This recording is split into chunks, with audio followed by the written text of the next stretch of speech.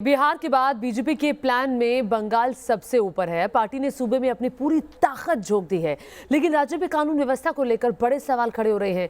BJP प्रदेश अध्यक्ष पर हमले से लेकर कार्यकर्ताओं की हत्या के बाद अब राज्यपाल को कहना पड़ा है कि वो चुप नहीं रह सकते, तो सड़क पर बीजेपी और टीएमसी आमने सामने है।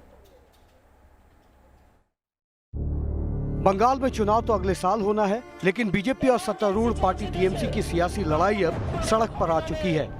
बुधवार सुबह ही बीजेपी की बूथ कमेटी के सचिव की हत्या कर दी गई, तो 2 कार्यकर्ता हमले में बुरी तरह घायल हो गए। बीजेपी महासचिव और पश्चिम बंगाल बीजेपी के केंद्रीय प्रभारी कैलाश विजयवर्गीय ने इस हत्या का आरोप टीएमसी कार्यकर्ताओं पर लगाया। इतना ही नहीं, पार्टी कार्यकर्ता की पीट कर हत्या करने के खिलाफ बीजेपी ने आज 12 घंटे का तूफानगंज बंद का ऐलान किया है। अब इन तस्वीरों को देखिए। बीते गुरुवार को अलीपुर द्वार में पश्चिम बंगाल बीजेपी अध्यक्ष दिलीप घोष के काफिले पर हमला किया गया। इस हमले के बाद पश्चिम बंगाल का सियासी माहौल और गर्मा गया है। इस हमले को लेकर बीजेपी के शक के दायरे में टीएमसी के कार्यकर्ता हैं, तो वर्धमान से लेकर कोलकाता तक इस हमले के खिलाफ बीजेपी कार्यकर्ता प्रदर्शन करने उतरे। बीजेपी के मुताबिक अभी तक बंगाल में 120 से ज्यादा पार्टी कार्यकर्ताओं की हत्या हो चुकी है, जबकि कई कार्यकर्ताओं को जेल में बंद कर दिया गया है। बीजेपी की दावों की माने तो इस साल जनवरी से 11 सितंबर तक राज्य भर में कम से कम 14 बीजेपी पदाधिकारियों और कार्यकर्ताओं की हत्या हुई है। सितंबर में 2 बीजेपी कार्यकर्ताओं की हत्या हुई, जबकि बीजेपी महिला मोर्चा की एक नेता गंभीर रूप से घायल हो गई। अगस्त में भी 2 बीजेपी कार्यकर्ताओं को अपनी जान गंवानी पड़ी और इन दोनों हत्याओं का आरोप टीएमसी कार्यकर्ताओं पर लगा। जुलाई महीने में भी 4 बीजेपी कार्यकर्ताओं की हत्या की खबर सामने आई। करीब 120 के करीब कार्यकर्ताओं की हत्या हुई है। हजारों केस, 28,000 केस चल रहे, लाखों की ज़्यादा कार्यकर्ता इससे पीड़ित हैं। जेल में हजारों लोग हैं, घर से बाहर है पुलिस के अत्याचार के कारण। तो इस परिस्थिति में हम लोग फिर भी पूरा हौसला बनाकर लड़ाई किया। दीदी के शासन के अंदर हुआ है। बंगाल दौरे के दौरान केंद्रीय गृह मंत्री अमित शाह बंगाल में बीजेपी कार्यकर्ताओं की हत्या पर चिंता जता चुके हैं, तो पीएम नरेंद्र मोदी ने भी बंगाल में बीजेपी कार्यकर्ताओं की हत्या पर चिंता व्यक्त की थी। साथियों, जो लोग लोकतांत्रिक तरीके से हमारा मुकाबला नहीं कर पा रहे हैं,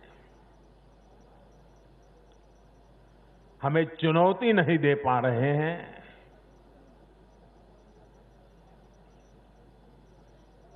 ऐसे कुछ लोगों ने रास्ता अपनाया है भारत के कार्यकर्ताओं की हत्या करने का।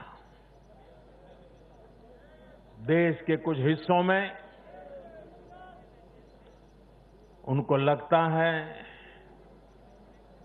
कि भारतीय जनता पार्टी के कार्यकर्ताओं को मौत के घाट उतार करके वे अपने मंसूबे पूरे कर लेंगे। मैं उन सब से आग्रहपूर्वक समझाने का प्रयास भी करता हूं। मुझे चेतावनी देने की जरूरत नहीं है, क्योंकि वो काम जनता जनार्दन करेगी।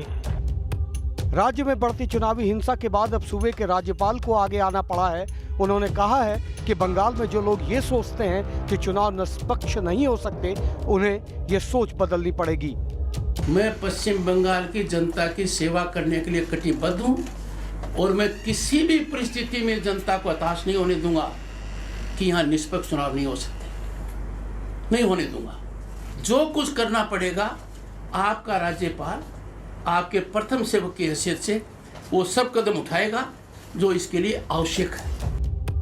पश्चिम बंगाल में विधानसभा चुनाव होने में अब 1 साल से भी कम का वक्त है, लेकिन बंगाल में सियासी रक्तचरित्र की यह कथा कहां जाकर खत्म होगी, यह कोई नहीं जानता। Team news nation.